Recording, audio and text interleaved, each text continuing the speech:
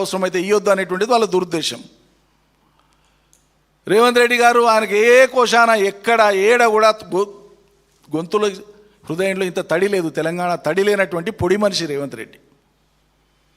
తెలంగాణ తడి లేని పొడి మనిషి రేవంత్ రెడ్డి.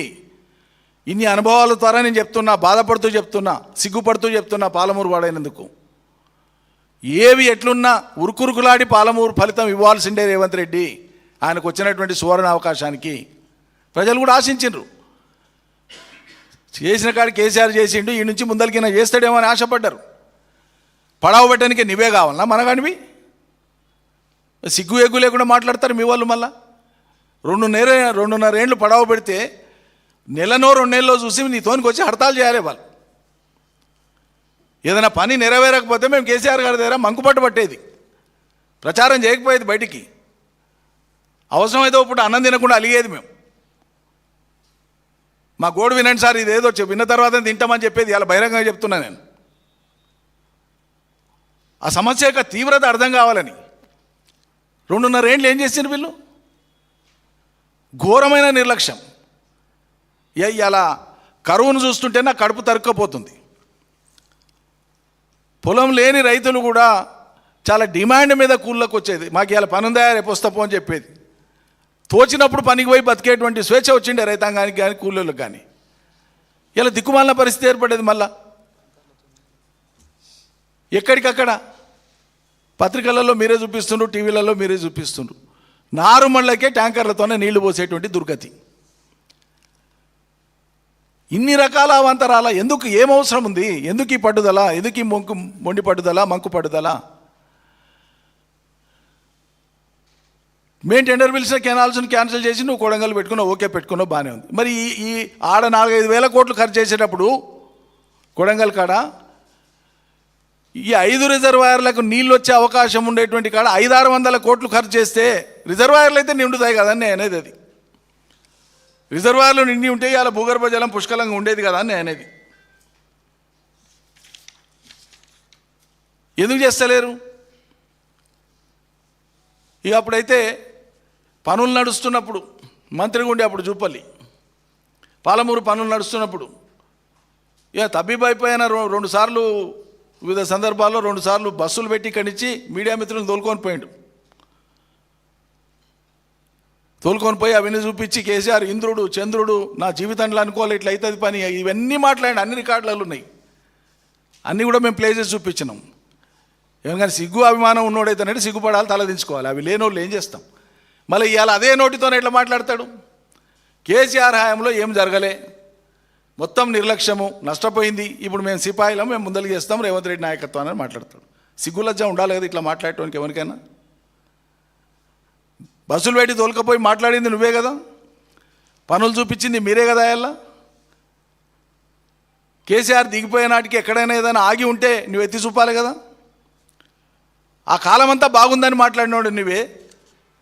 కొత్త సర్కారు రాగానే దాంట్లోకి జంపు కొట్టి ఇలా ఏం జరుగుతలేదని మాట్లాడతానంటే ఇది మానాభిమానం ఉన్నోళ్ళు మాట్లాడే మాటలేనా ఇవి? ఒకనాడన రేవంత్ రెడ్డితో పోయి గట్టిగా కూర్చొని జిల్లా ఎమ్మెల్యేలను తోలుకొని పోయి ఇది ఇంత పని చేస్తే మనకి మేలు అవుతుందని అనడం చేసిండ్రా? మేము ప్రతిపక్ష పార్టీగా మా ఆవేదనను ప్రజల తరఫున వెలిపుచ్చి 100 రకాలుగా మాట్లాడితే వ్యక్తిగతంగా మమ్మల్ని తూలనాడే పని చేసినారు. మేము ప్రజల కోసం మాట్లాడితే మేము ఎత్తి చూపింది ఏంది? మీ ఘోర వైఫల్యాన్ని, మీ నిర్లక్ష్యాన్ని ఎత్తి చూపినాం. నువ్వు క్లెయిమ్ చేసుకోకుండా ఉండాల్సింది. నేను పాలమూరు బిడ్డను నేను గొప్ప చేస్తాను సపడ చేయకుండా ఉండాల్సింటివి. నేను మొత్తం రాష్ట్రం మనిషిని అంతటా చేస్తా అని చెప్పాల్సింటివి. ఆశలు ఎందుకు కల్పించినావు? మరి చేస్తాను ఎందుకు చెప్పినావు? చెప్పినప్పుడు అడగకుండా ఉంటామా? అడిగితే తప్పవుతుందా? నువ్వు చేయకపోవడం నీ తప్ప, అడిగింది మా తప్ప, చేయమని కోరింది మా తప్ప.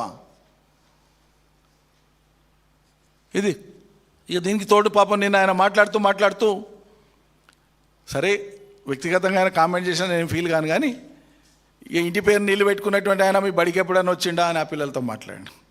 మహానుభావ 100 సార్లు మేము రోజు తిరిగిందే కాలువలు వెంబడి, చెరువులు వెంబడి, స్కూళ్ళు వెంబడి, కాలేజీలు వెంబడి. సరే మా పని ఏదో మేము చేసినాం, మాకు మీ సర్టిఫికెట్లు అవసరం లేదు, మాకు తృప్తి ఉంది చాలదే, ఎవరి సర్టిఫికెట్లు మేము కోరుతలేము. గెలుపోటములు ప్రామాణికం కాదు. ప్రజా జీవితంలో ఒక కాలంలో ప్రజలకు ఏం జరిగిందనేది లెక్క, అది ప్రజల మనసులో ఉందా లేదా అనేది ప్రామాణికం. కానీ విద్యా వ్యవస్థ మొత్తం నాశనం అయిపోయింది గత బీఆర్ఎస్ కాలంలో అని మాట్లాడతాడు. ఈయన మాట్లాడించినటువంటి విద్యార్థిని అమ్మాయి కేసీఆర్ గారు పెట్టినటువంటి గురుకులంలో చదువుకుంటున్నటువంటి అమ్మాయి. ఆ అమ్మాయి అద్భుతంగా మాట్లాడింది. కేసీఆర్ తయారు చేసినటువంటి ఆ బిడ్డ మాట్లాడిన మాటలు కేసీఆర్ స్కూల్లో మాట్లాడినటువంటి మాటలు ఇవి. 1000 గురుకుల పాఠశాలలు, ఒక్క పాలమూరుకే నీవు ఇయ్యాలడికి ఏమి ఇయ్యలే. నీ ఒక్క కొడంగల్కు, అది కూడా సిద్దిపేటలో ఉన్నదాన్ని పక్కకెళ్ళి అట్లా పక్కకు తోలుకొని పోయి దాంట్లో పడేసుకున్నావు. కానీ నువ్వు కొత్త చేసింది ఏమి లేదు. వెటర్నరీ కాలేజ్ పాలమూరుకు చేసింది ఏం లేదు, శూన్యం. కేసీఆర్ సర్కార్ వచ్చినాక పాలమూరు రంగారెడ్డికి శంకుస్థాపన చేసే రోజు మేము రిక్వెస్ట్ చేసి కేసీఆర్ గారిని కమిట్ చేయించినాం, అమలు చేయించినాం. సరే ఇలా ప్రాజెక్టుకి శంకుస్థాపన చేస్తున్నాం. ఇది వినియోగంలోకి వచ్చి నీళ్ళు వచ్చి పంటలు పండే నాటికి వ్యవసాయాధికారుల ఆవశ్యకత ఉంటుంది. వ్యవసాయ విద్యలో నైపుణ్యంలో ఇక్కడ శిక్షణ అవసరం ఉంటుంది. మాకు విద్యాలయం కావాలని అక్కడే స్టేజ్ మీద అనౌన్స్ చేయించిన నేను 107 కోట్లతోన. పాలెంలో వ్యవసాయ కళాశాల వచ్చింది, పోస్ట్ గ్రాడ్యుయేట్ సెంటర్ వచ్చింది, రేపు రీసెర్చ్ అవుతుంది. వనపర్తిలో అగ్రికల్చర్ కాలేజ్ పెట్టినాం, కోల్హాపూర్లో హార్టికల్చర్ కాలేజ్ ఇచ్చినాం, నారాయణపేటలో ఒక హార్టికల్చర్ పాలిటెక్నిక్ ఇచ్చినాం, అగ్రికల్చర్ పాలిటెక్నిక్ ఇచ్చినాం, మహబూబ్నగర్లో మెడికల్ కాలేజ్ పెట్టినాం మొదటి దశలో 2016లో 450 కోట్లతోన. ఆ తర్వాత అన్ని జిల్లా కేంద్రాలలో కొత్త జిల్లాలు అయిన తర్వాత మెడికల్ కళాశాలలు ఏర్పాటు చేసినాం, నర్సింగ్ కళాశాలలు ఏర్పాటు చేసినాం, ఎస్సీ గురుకులాల డిగ్రీ కళాశాలలు ఏర్పాటు చేసినాం, మత్స్య కళాశాల తెచ్చినాం, ఇంజనీరింగ్ కాలేజీలు తెచ్చినాం. ప్రభుత్వ విద్యను కేసీఆర్ హయాంలో బలోపేతం చేసినంత ఎవరూ చేయలే గతంలో. ఇంకా దాని వేగాన్ని పెంచి మీట్ అయ్యేటువంటి క్రమంలోనే ఉన్నాం. మధ్యాహ్నం భోజనం అమలు చేసినాం, సన్న బియ్యంతో బ్రేక్ఫాస్ట్ ఇంట్రడ్యూస్ చేసినాం. 1 కాదు 2 కాదు, గురుకులాల పిల్లలు హిమాలయ పర్వతాలు ఎక్కిన మా ప్రవీణ్ కుమార్ గారి నేతృత్వంలో ఆయన స్పెషల్ సెక్రటరీగా పెట్టి అద్భుతంగా తీర్చిదిద్దినాం. వందలాది మంది సివిల్ సర్వీసెస్కు సెలెక్ట్ అయినారు.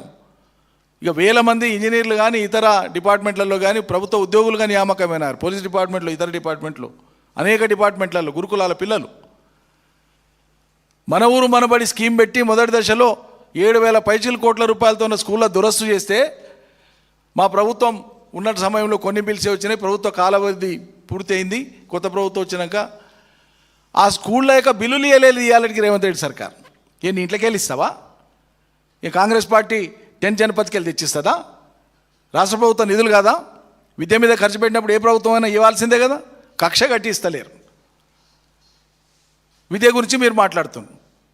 26,000 బళ్లను కుదించి 4,000 బళ్లకు సరిపోతాయని చెప్పి మీరు చెప్తున్నారు. ఇవాళ ఇంకో దిక్కేం చేస్తున్నారు?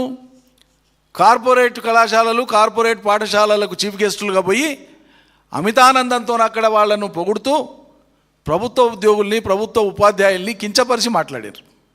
అవహేళన చేసి మాట్లాడి. నీకు చదువు చెప్పింది ఎవరు? నువ్వు చదువుకున్న కాడికి, నీకు చదువు వచ్చిన కాడికి చెప్పింది ఎవరు? ప్రభుత్వ పాఠశాలలో కాదా? ఇలా ప్రభుత్వ పాఠశాల ఉపాధ్యాయుల్ని చులకన చేసి చూపిస్తావు. మనందరికీ చదువు చెప్పింది ఎవరు? ఈ ఆంధ్ర కార్పొరేట్ విద్యా సంస్థలు చెప్పినాయా మనకు చదువులు? ఇలా వాళ్ళని పొగిడి వాళ్ళని ప్రసన్నం చేసుకోనికే ప్రభుత్వ విద్యను బలిపెడతారా? అదేవిధంగా ప్రభుత్వ వైద్యశాలకు పోయి ఒక కార్పొరేట్ ఆసుపత్రి ఇనాగరేషన్కి పోయి అసలు ప్రభుత్వ పెద్దలు ప్రభుత్వ వైద్యం పట్ల ప్రజలకు ఆకర్షణ పెరగాలి,